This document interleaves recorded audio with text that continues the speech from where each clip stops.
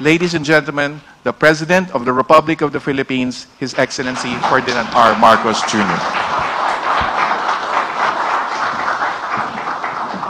Thank you, Secretary Hans Katdak, for your introduction. Please take your seats. The Excellencies of the Diplomatic Corps who are representing the different countries that are taking very, very good care of our overseas workers. And for that, I always extend our thanks for the way that you have taken to your hearts the Filipinos in your countries who have made the choice to work and live in your countries, and who you have taken as your own, and to the great advantage of both our countries. Once again, thank you for all of that. The honorable members of the cabinet that are here, the OFW party list representative, Marisa Magsino, the officials and employees of the Department of Migrant Workers and the OWA, my fellow workers in government, and of course, the reason that we are all here. We are all here because of our modern day heroes of the Philippines, our overseas workers. Of course, First Lady Luis Araneta Marcos, distinguished guests, ladies and gentlemen, good afternoon to all of you. May isang kwento tayong laging naririnig na hindi naluluma, hindi nawawalan ng halaga. Ito ang kwento ng ating mga manggagawang Pilipino sa iba't ibang bansa. Sila ang mga kababayan nating handang suungin ang lahat ng hamon, basta para sa kanilang mga pangarap, para sa kanilang pamilya, mabuting oportunidad at maayos na kinabukasan para sa mga mahal sa buhay.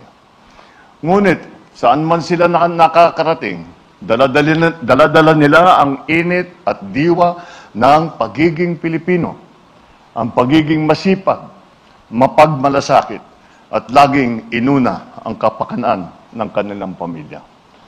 Sila ang nagiging tulay sa pagitan ng kanilang bagong mundo at ng bansang iniwanan nila pansamantala. Sa kabila ng hirap, sakripisyo, at pagkakalayo sa pamilya, hindi nila nakakalimutan ang kanilang pinagmulan. Kaya naman, mahalaga na kahit gaano man sila kalayo, maramdaman nila na may gobyernong handang salubungin sila sa kanilang pagbabalik. At ito ang dahilan kung bakit tayo nandito ngayon. Ngayong araw, masaya kong ipinapahayag ang pagbubukas ng itong bagong Pilipinas, Agarang, Kalinga at Saklolo para sa mga OFW na nangangailangang Action Center at ng bagong opisina ng Department of Migrant Workers dito sa Makati. Ang Action Center ay hindi lamang isang opisina.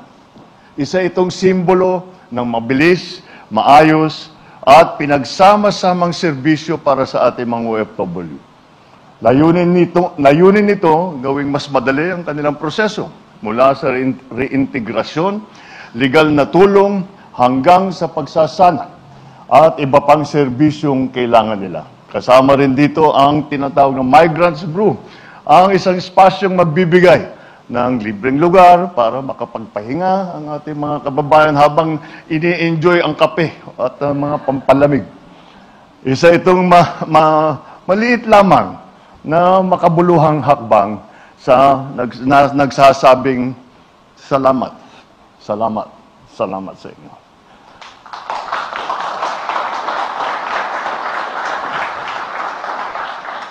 Ang bagong opisina ng DMW dito sa Makati ay special. Ito ang karugtong ng kanilang central office, nakaposisyon ng maayos upang mas mabilis na matugunan ang mga pangangailangan ng ating mga kababayan sa Timog NCR. Hindi lang ito opisina, isa itong one-stop shop na naglalaman ng mahalagang serbisyo para sa ating mga OFW. Ang gusaling ito ay magbibigay ng frontline services tulad ng pagproproseso ng dokumento ng mga balikbayan, OWA membership, renewal, iba pang mga serbisyo na hinahanap sa ating DMW. Bukod dito, makikipagtulungan din ang Action Center sa iba't ibang ahensya tulad ng PhilHealth, Pag-ibig, SSS upang masiguro mabilis at walang aberya ang pagkuha ng mga dokumento at benepisyo sa ating mga kababayan. Sa madaling salita, aalisin nito ang komplikasyon ng burokrasya at gagawing maayos ang sistema para sa ating mga manggagawa. Sa ating mga OFW na nagbabalik bansa, sa halip na maaabala pa kayo sa mahabang pila at magulong proseso, bubungad na sa inyo ang maayos at mabilis na sistema upang makuha ninyo ang serbisyo, benepisyo at programa ng ating pamahalaan. Gayon din, para sa isang kababayan nating magsisimula ng paglalakbay bilang OFW, matutulungan kayo dito sa bawat hakbang sa inyong pag-apply. Simula sa kontrata, legal na proteksyon, hanggang sa pagsasanay. Tinitiyak natin sa bawat sulok ng mundo, may gobyernong handang tumulong sa inyo. Hindi po sa gusaling ito nagtatapos ang aming misyon sa napaglingkuran ang ating mga OFW. Kasabay rin ng pagsulong ng makabagong teknolohiya, inilunsad natin ang tinatawag na eGovPH app. Ito po ay inilunsad ng gobyerno para mas mapadali, mapabilis at mapalapit ang serbisyo namin sa inyo gamit lamang ang inyong mga smartphone. Gamit ito, maaari na po kayong makakuha ng birth certificate, driver's license. Pwede na rin kayo magbayad ng buwis o kaya man ay makakuha ng impormasyon ukol sa status ng loan ng mga GSIS o ng SSS. Mas mabilis din ang pagdeklara sa e-travel pass ng inyong biyahe palabas o pabalik ng Pilipinas gamit ang eGovPH app. Ang mga hakbang na ito ay hindi lamang pagbuo ng mga gusali o simpleng paggawa ng mobile application. Ito rin ay may mga simbolo ng ating larangin na magkaroon na ng bagong Pilipinas. Sa ilalim ng ating pamahalaan, tinitiyak natin na ang bawat Pilipino, lalo na ang ating mga manggagawa sa iba't ibang bansa, ay makaramdam ng malasakit at mabilis na serbisyo mula sa ating pamahalaan. Para sa bawat Pilipino. Isang bansang hindi kailangan lisanin pa para makahanap ng disenteng trabaho. At para sa mga pumipiling magtrabaho sa ibang bansa, sigurado sila buo ang suporta ng pamahalaan. Habang patuloy na tinatahak ng ating mga manggagawa ang mas malalayong pampang gusto nating masiguro, ang kanilang uuwiang bansa ay mas maulad, mas maganda at mas maayos. Naway ang sentrong ito ay magsilbing paalala na ganun man kalayo ang kanilang narating o kataas ng kanilang naabot, ang kanilang bayan ay laging naririto upang salubungin sila. Sa ating masisipag at matatapang na OFW, tandaan ninyo, nandito ang inyong gobyerno para sa inyo. Patuloy tayo magtutulungan upang buuin ang isang bagong Pilipinas. Sama-sama nating itaguyod ang kinagbukasan, puno ng pag-asa, pag-unlad at pagkakaisa. Ito po, kahit na, quick translation for our guests. This is really our effort. This is one of many centers that we have established all around the country that are attached to the OWA, or the Office of Overseas Workers for the Philippines. And it is really just to facilitate all of the processes that they have to undergo when, from the very beginning, from the start to from the start of their applications, to make sure that the documentation is in place, that all the needed clearances, permits, etc.,